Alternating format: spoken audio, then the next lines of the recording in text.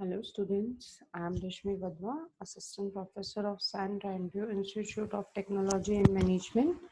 Student, today's topic is A0386 microprocessor, and this is from your microcontroller, lecture number 6.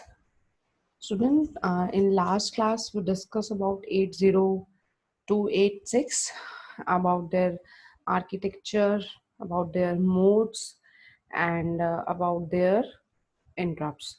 Now in this class we discuss about 80386, their architecture, and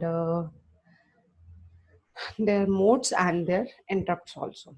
So 80386 is a 32-bit microprocessor having the ability to carry out the 32-bit operation in one cycle, or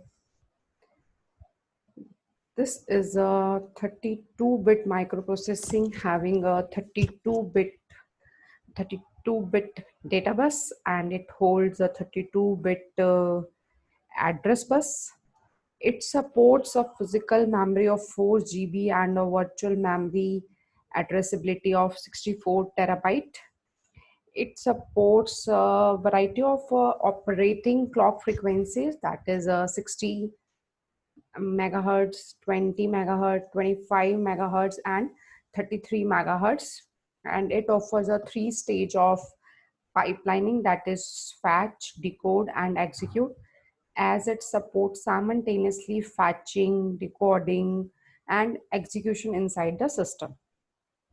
What is the main or a important feature of 80386 as compared to 80286 and 8086 is that 8086 is a 16-bit microprocessor, and 80286 was an advancement of 8086 with additional characteristics. But in 80386 it introduced with a 32-bit of microprocessor whose processing speeds is much faster than of 80286. And in 80386 there are the two key characteristics of this microprocessor, that is multitasking and protection capability. Now discuss its architecture one by one. Basically 80386 architecture is divided into 6 functional unit. That is, one is bus interface unit. This one is your bus interface unit. This is having a address deriver, pipelining control, multiplexer, transceiver, and request prioritizer. Next is code prefetch unit. Next is a instruction decode unit having a instruction decoder, decoded instruction queue. And next is a execution unit, that is contains a decoding and control ROM, multiplier, register, ALU.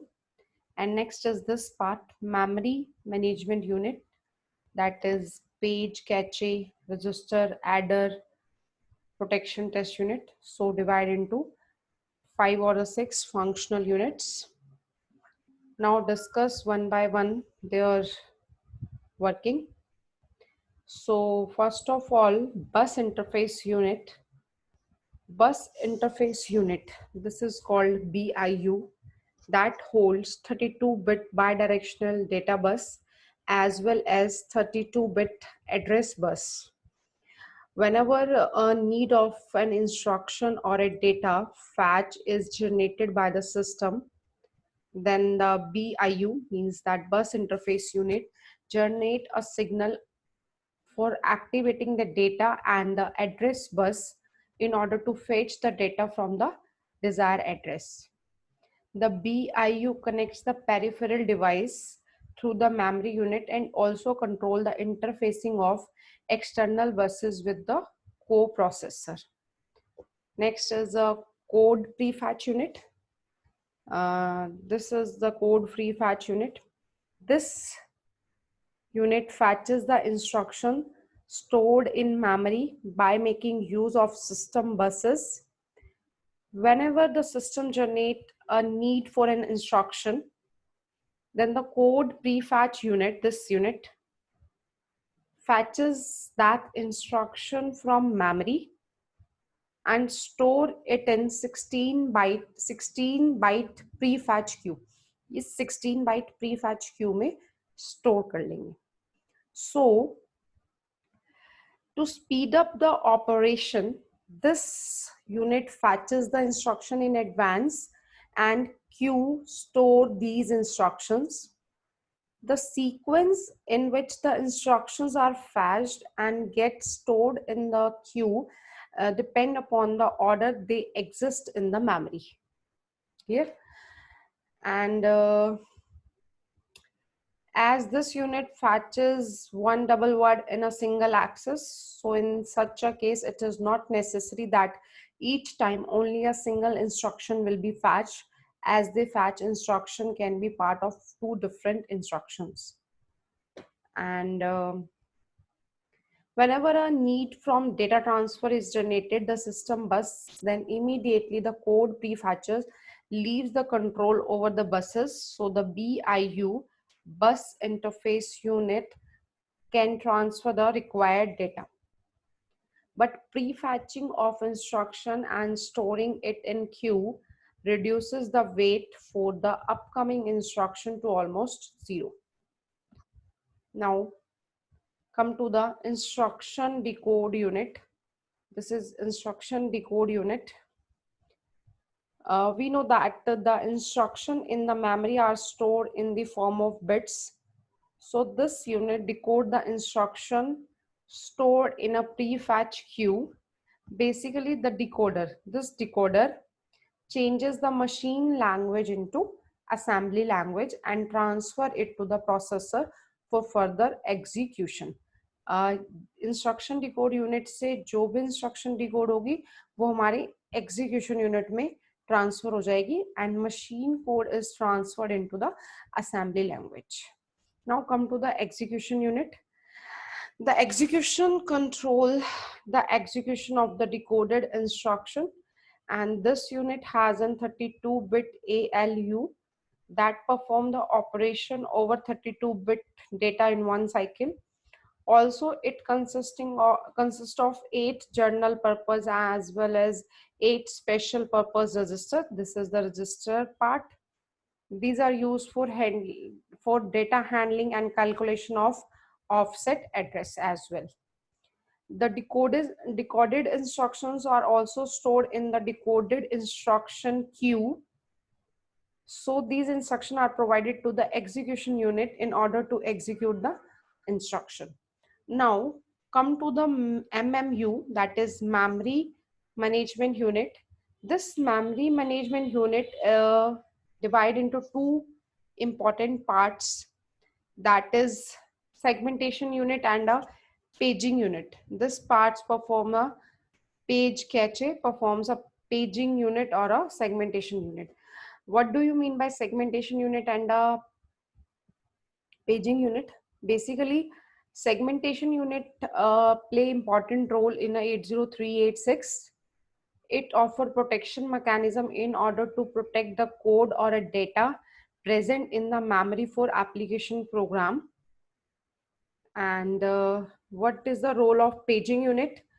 Paging unit operate only in protected mode, and it changes the linear address into physical address, as the programmer only provide the virtual address and not the physical address. The segmentation unit control the action of paging unit, as the segmentation unit has the ability to convert logical address into linear address at the time of executing instruction. Basically, this paging unit supports multitasking. This is so because the physical memory is not required to hold whole segment of any task, despite only the part of the segment which is needed to be currently executed must be stored in that memory whose physical address is calculated by the paging unit. Fine. Basically, 80386 is a journal, has a 32-bit data bus that needs 4 banks. So to access some of the feature of 80386 in a system having a 8086 processor and a processor having a data bus of 16-bit. Fine. And they're working. This is 5 units, one by one. Their explanation is here. Bus interface unit, code prefetch unit, and instruction decode unit, execution unit, memory management unit, segmentation unit, and paging unit perform their role. And now come to the modes of 80386. As we discussed in previous lecture about 80286, 80286 having a two modes, that is protected mode and virtual mode. So, but so in 80386 operates three modes: real mode and virtual mode and protected mode. So what happened in protected mode, what happened in virtual mode, what happened in virtual real mode? So discuss. Three modes are there: real, protected, and virtual real mode. In the protected mode, 80386 microprocessor operates in a similar way like 80286, but offers high memory addressing ability. In virtual mode, the overall memory of a 80386 can be divided into various virtual machines, and all of them act as a separate computer with the 8086 microprocessor. This mode is called a virtual 8086 mode. The other one is virtual real mode. This mode allows the system to execute multiple program in the protected memory. As in the case of program at a particular memory get crashed, then it will not cause any adverse effect on the other part of the memory. This is all about the three modes of 80386. And make sure you know the architecture of each microprocessor, that is 8086, 80186, 80286, 80386, and so on. Architecture is important and their features. So up to this lecture, the 80386 is sufficient, and in next video we will discuss 80486. Thank you, students. Thank you so much.